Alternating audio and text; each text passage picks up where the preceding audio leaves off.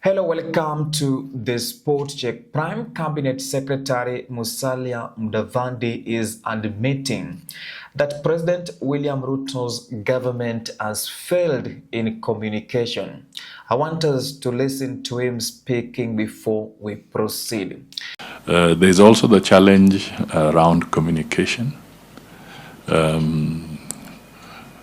have to be honest that we are facing some challenges around communication. In plain terms, we are getting a lot of beating from the media. There's the new media, which is the social media, but also from the mainstream media. In this video, I want to reveal 12 areas the government has failed to communicate on, but Kenyans have responded through a protest. But before we do that, in case this is your first time on the Sport Check YouTube channel, kindly support us by subscribing and turning on the notifications bell. We are on a mission to 6,000 subscribers before the end of this month. The first area the government has failed to communicate on is the finance bill of the year 2023.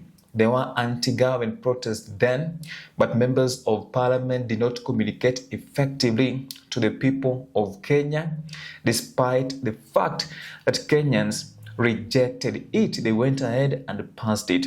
How about the finance bill of the year 2024 that led to the Gen Z protest?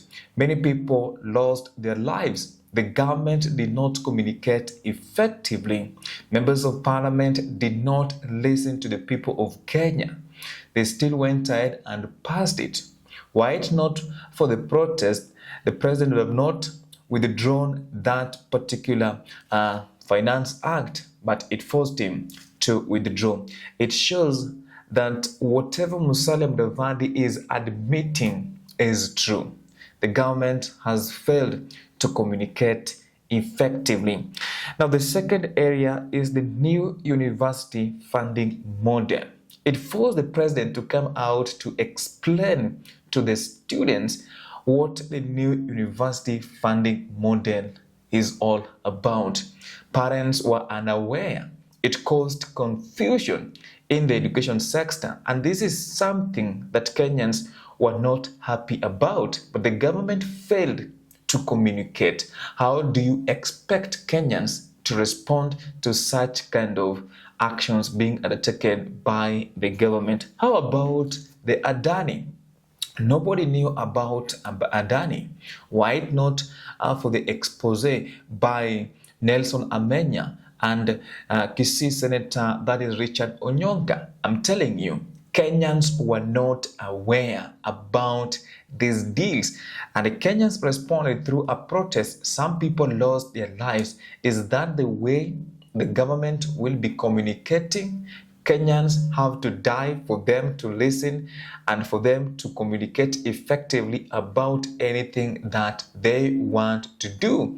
And it's good Musalia Mudavadi is admitting. About the third area is the new health insurance scheme, Social Health Authority, the SHIF. Many Kenyans are not aware, and we can see the confusion in the health sector. Lately, we saw patients trekking all the way from Kenyatta National Hospital to storm a press briefing by Health CN's Deborah Barasa. It was unfortunate just because the government cannot communicate effectively to the people of Kenya. And let me tell you something. This is what is affecting President William Ruto's administration. Communication, and it is good Musalia Mudavadi is admitting. Then about the story to do with fake fertilizers. Do you remember the fake fertilizers? The government did not communicate effectively when the former CS Mithika Linturi was taken to parliament and to go through an impeachment process. It was saved by those people who are aligned to the Kenya Kwanza coalition. And that is how Kenyans were just there. But remember how many farmers suffered. There was no communication. There was no effective communication to them, and that is how they suffer. How about livestock vaccination?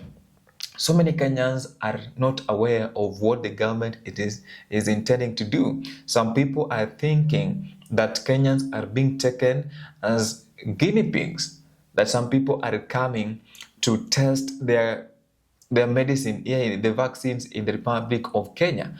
But if the government can communicate effectively, nobody will stop them from vaccinating the livestock in the Republic of Kenya. But because of communication, farmers are not aware, they don't know what the government is intending to do just because of communication. How about the national debt? Kenyans have been talking about the national debt, but the government is not communicating. If you ask anyone, do they even know how much the government is owing domestic lenders and also international lenders? They don't know.